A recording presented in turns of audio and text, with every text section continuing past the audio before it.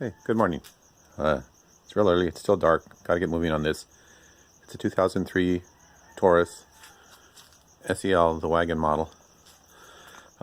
Just did some stuff on the suspension on both sides and was attempting to raise the subframe back into place. This is the driver's side. The front subframe bolt started spinning. You could feel like it was getting tight, actually fairly tight, and then it would slip. You could hear like a plate that it went into was moving above. So I'm gonna have to check into that. And the rear subframe bolt, which is right back there by the driver's feet, the bolt was stripped. I fixed the bolt and tightened it in, and it stripped again. And I fixed it and I put it in, and it stripped again. So there's something wrong inside. Gotta take care of those. Looked a lot online. Not quite sure where to proceed, but we're gonna start by seeing if I can access the top side of the front bolt by removing the battery and everything here to get to the frame. Okay, it's still kind of dark here, but I removed the driver's side tire so I can get to things better. We've got the frame on a jack stand there. Subframe on a jack stand there for now. Well, it's actually not on it, but it will be in a second. There's my jack. This can be very dangerous. Messing around with the subframe. If you don't know what you're doing, don't do this. Anyway, so let's see what we've got here. Sorry about the light. Maybe this will be better if I stick it in here. No, I gotta get a light.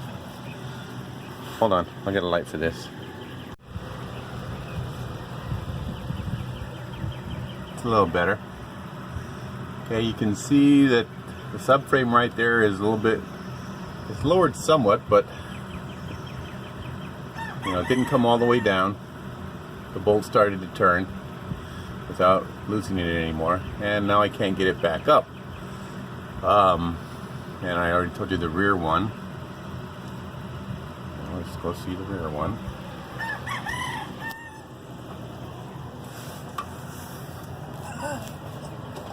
Rear one is right there. It doesn't have the bolt in it. Every time I put it in, it strips. So gotta deal with that too.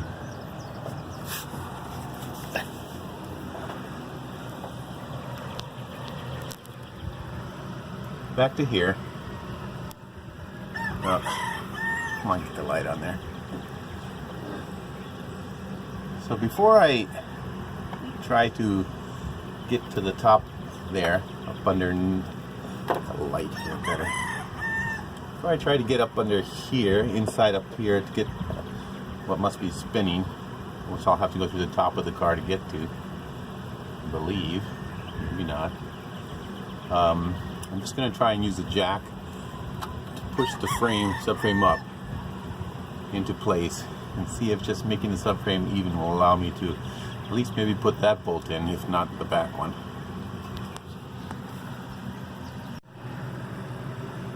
So there it is, after I've got the jack under it, holding it in place.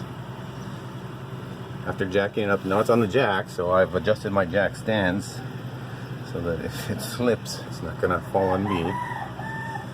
Now I'll try to see if I can put that bolt back in. There's a little hole there. You can stick your finger through there and you can feel the nut and the plate in there. Not much use for anything else unless I guess I pull the whole bumper off here so I can get to that area. Hopefully I don't have to do that.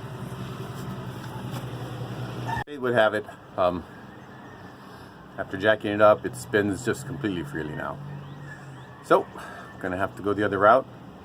I'm going to lower the subframe and frame back onto the jack stands and leave the jack in place as a backup. And we'll go.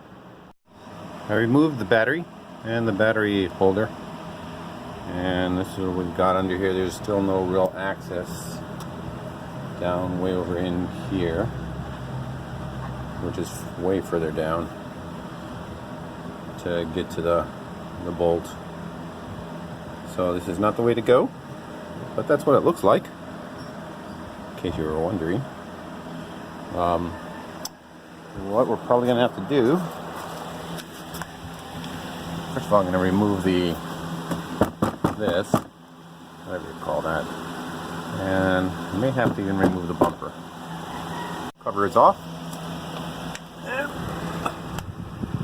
that's what we're trying to get to right there. The part up above there in the frame. We back up here. This is what we've got back there in the way. And you see the frame bends right here. And all this stuff is hooked up on the other side of it. And it looks like the bolt itself is on the other side of that bend. So I'm probably going to have to take off the bumper, which will be a new one for me. So I'll go do some research, start with my Haynes manual, and then check out some YouTube videos. So I unscrewed the cover here underneath the front bumper. Take that off. And let's see if we can get a better look at what's going on over here.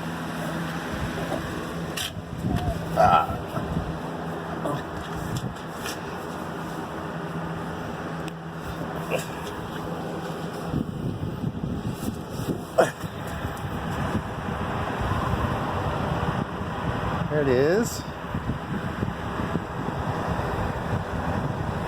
So, I guess the plan is to come up from this side of the frame and drill into it if I can, since I can't access it from the top, which again means taking off the plastic bumper here. Get going on that. New plan. Don't think I'm actually going to take the bumper off. I spent some time looking through this hole right here. You can't see it and it's too dark, but if you get your head up in there and put a light in there, you can see everything going on inside there. You see the plate nut and the bolt that sticks up, and there's this like clamp, this bar that goes up and over the plate to hold it in place, and it's snapped and it's spinning out, so the plate is just spinning. I tried a few things to jam a screwdriver in there to hold it in place and turn it, but it's not going to work.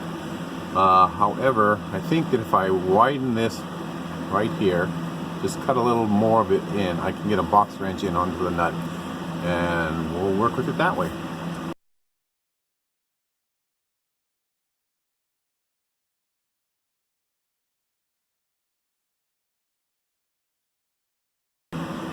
There's the hole for the rear subframe bolt on the driver's side.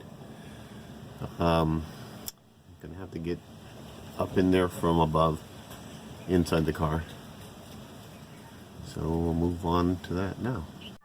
Here's the process. We're gonna have to open up the carpet and get underneath here and drill a hole. It's kind of dirty, so I'll start by cleaning that up. Just popped up the little foot strip there that covers the edge of the carpet, whatever it's called. So we can peel back the carpet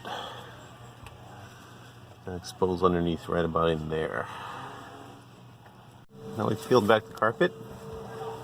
Well, let's take a bigger look here. Now we've peeled back the carpet, and we clearly have other issues here. I'll have to deal with that too. That's the emergency cable. It's pulling right up through the side there.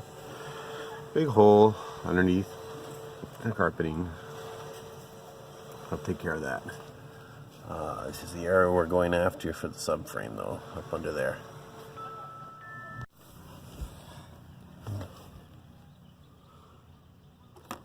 So I took the nuts off this and moved it out of the way. So I'm going to need to pull this stuff back. I don't know if this is sound stuff or heat shield or whatever it is. But I think, if I'm understanding right, from this pin, I'm going to have to go like down 2 inches and over 1 and drill there. It looks about right because mine's so badly rusted. I can see where this actually goes right to the subframe, which is right up under here. That's not the best way to find out where your subframe attaches. Looks like there's more rust under there too. Let me take a look. Yeah, it gets better though. I'll clean all that up. Pull this little rubber grommet, whatever thing was plugging that hole up there. Wasn't plugging up very good. It was halfway off, and obviously it's rusted seriously in and around that location.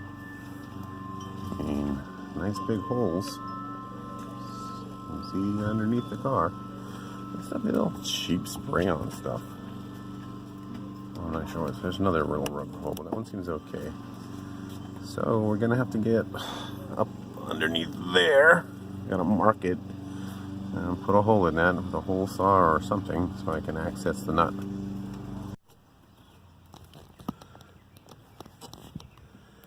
Oh, got a bigger hole today. A little more light. You can see the nut in there.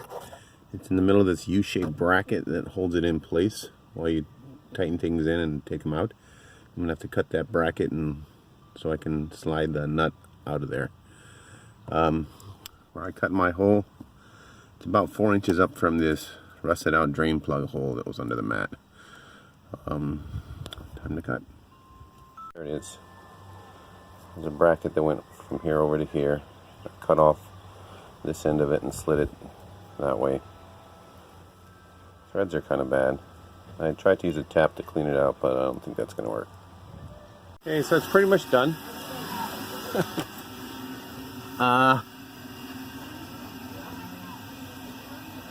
Here's my access hole. I gotta fix the rust and all this. I'll do that later. Different video. So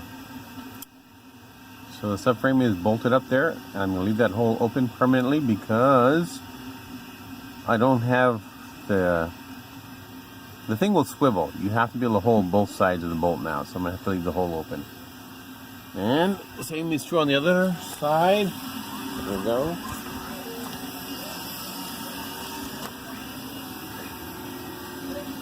Right here, subframe's all locked up. It's tight. It's good.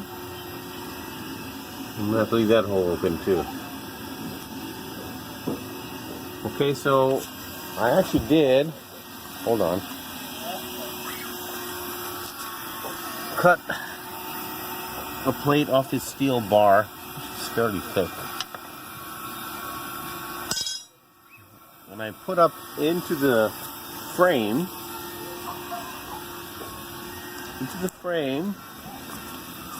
Because what the hell is this?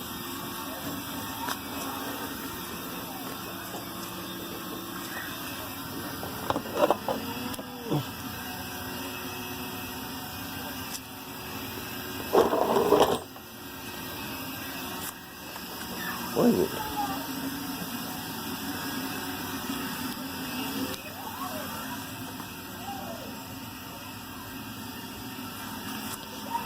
So, as you've seen already before, this is the old nut that's up in the frame. It's got this plate that's clearly welded to that nut.